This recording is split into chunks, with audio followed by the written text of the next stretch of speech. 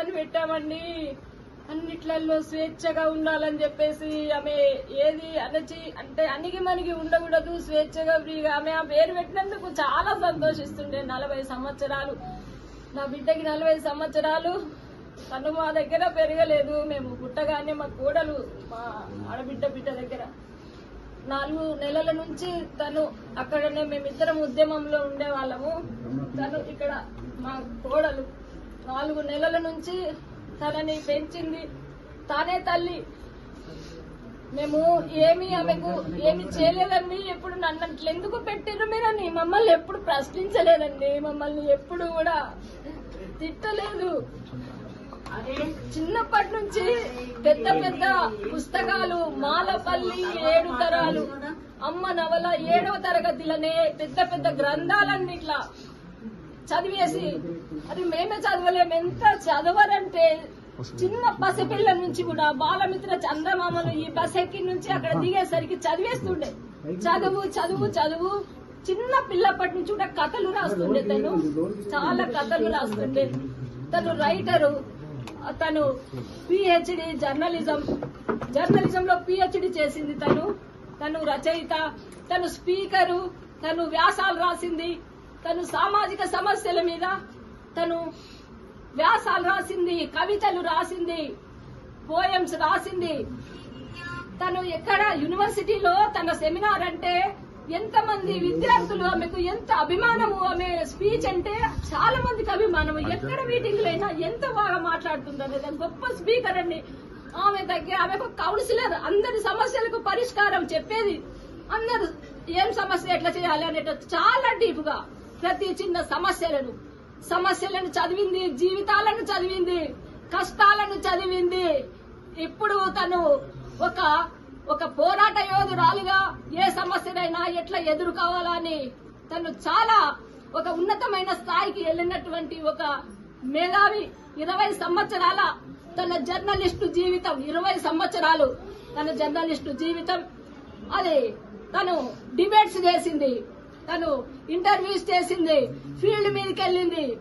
అసలు అన్నిట్లలో ఏదైనా గానీ ఆమె అణిగి మణిగి ఉండే మెంటాలిటీ కాదు. తను ఏదైనా ఛాలెంజింగ్ గా తీసుకుంటది.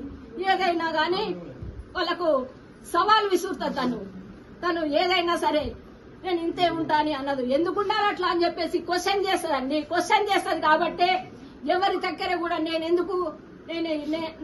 నా ఆలోచనలకు భిన్నంగా ఉన్న వాళ్ళతో నేను ఉండలేను.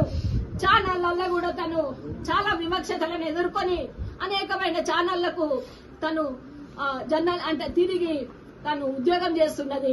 ఇప్పుడు టీ న్యూస్ లో స్పెషల్ కరస్పాండెంట్ గా తను చేస్తున్నది. ఇప్పుడే మొన్ననే హెచ్ఓడిగా కూడా ఇచ్చారు. Head of the department. చాలా వర్క్ ఉంటుంది. అందరికి షిఫ్ట్లు వేయాలి. నాకు నిద్ర లేదమ్మా, అలసట బాగా అవుతున్నది, నాకు అలసిపోతున్నా, నీకు మెసేజ్ పెట్టడానికి ఫోన్లు చేయడానికి టైం లేదమ్మా అని చెప్పింది. ఎన్ని సమస్యలకు తను ఏంటంటే నా సమస్య నేనే పరిష్కారం చేసుకుంటా, నాకు తెలుసమ్మా, నా సమస్యను నేను పరిష్కారం చేసుకోవాలి, వేరే వాళ్ళు ఎవరు కూడా చేయలేరు. అంత కాన్ఫిడెన్స్ ఉన్నటువంటి ఆమె ఏ పర్సనల్ సమస్యలైనా గానీ ఆమె అట్లనే డీల్ చేసుకుంటున్నది. ఎంతమందికో ఆమె ధైర్యం చెప్పింది. అలాంటి ఆమెను ఇట్లా కథ అసలు మేము పోయేసరికి శవం కనిపిస్తుందంటే నిజంగా చంపి ఇట్లా వేలాడదీసిండ్రేమో అన్నట్లు అక్కడ కనిపిస్తున్నది అన్నట్టు. చాలా అనుమానాస్పదంగా కనిపిస్తున్నది. ఎవరు నేరస్తులున్నారో మేము పోలీస్ స్టేషన్ లో కేసు పెట్టినాము. ఆ కేసు ప్రకారము వాళ్ళు ఫోన్లు తీసుకున్నారు. ఇన్వెస్టిగేషన్ చేసి ఆ నేరస్తునికి కఠిన శిక్ష విధించాలి. ఇంకా ఏ మహిళలు కూడా ఇలాంటి ఒక దానికి గురి కాకుండా ఉండేటట్టు మోసకారులు ఎట్లా మహిళలను ఏ రకంగా మోసం చేయవచ్చు అనేటటువంటి మోసకారులు కూడా ఈ సమాజంలో ఉన్నారు. అలాంటి అంటే ఆమె ఎంత ధైర్యం ఉన్నామే, ఆమె ఎంత అంటే నిజంగానే ఆమెను చంపి ఉరేసి ఇంకా ఏ డోర్ల నుంచి ఎన్ని రోజుల నుంచి ఏమి ప్లాన్లు వేసుకొని ఏమి జరుగుతున్నాయో చాలా అనుమానాస్పదంగా అక్కడ కనిపించింది. అది అందుకోసం మీరు నేరస్తులను శిక్షించాలి, ఇన్వెస్టిగేషన్ వాళ్ళు చేసి తొందరగా నేరస్తులను శిక్షించాలని మేము కోరుకుంటున్నాం. చివరిగా మీతో ఎప్పుడు మాట్లాడారు? నిన్న మార్నింగ్ మాట్లాడిందండి. పాపకి స్కూల్ కి బ్రేక్ఫాస్ట్ కోసము పాపకి ఇక్కడ మా గ్యాస్ మంట మండింది. మా గ్యాస్ అది మొత్తం స్టవ్, అందుకోసము అది ఇంకా బేబీ ఇట్లా అయిపోయిందంటే, సరే మీరు అది ఆఫ్ చేయండి, మీరేం చేయొద్దు, హోటల్కి వెళ్ళి పార్సల్ తెచ్చుకొని పాప స్కూల్కి వెళ్ళిపోతుంది, మీరు అసలే మెకానిక్ వచ్చినాక తర్వాతనే మీరు అది చేయండి, మీరేం ముట్టొద్దు, మీరు జాగ్రత్తగా ఉండండి అని మాట్లాడింది పొద్దున.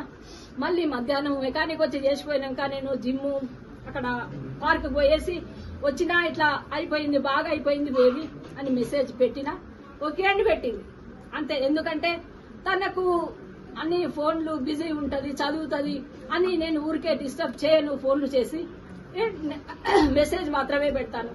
తను పాప కూడా స్కూల్ కి పోయింది. స్కూల్ నుంచి మా హస్బెండ్ వాళ్ళ తాతయ్య తీసుకొచ్చిండు స్టేషనరీ సామాను కొనిచ్చి.